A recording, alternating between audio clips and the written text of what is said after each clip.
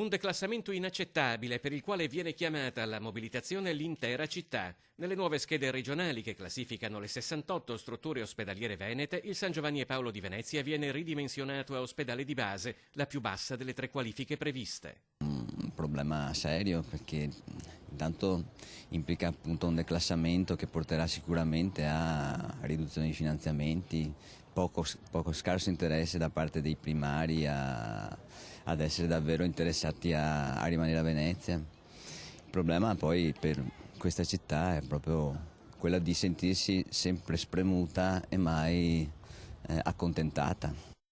Le schede ospedaliere, ha risposto in un comunicato l'Ulstra Serenissima, sapranno conciliare le esigenze di sostenibilità del sistema sanitario veneto e quelle dei singoli territori, con l'opportuna valutazione della specialità di Venezia. Siamo andati insieme alla Municipalità del Lido e al coordinamento della sanità pubblica a parlare con i direttori dell'Ulstra che ci hanno rassicurato sul tema dei posti letto.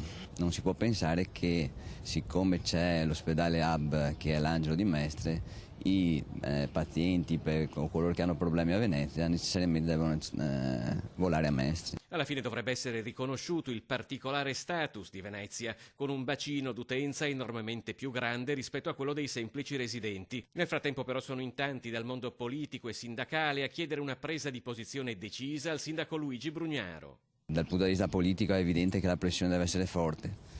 Il nostro sindaco, che è preoccupato molto per i ponti, adesso il cavalcavia sopra la stazione, il ponte che collega le fondamenta nuove al cimitero. Ecco, questo sarebbe forse il caso di lasciar perdere e magari pensare ad altro.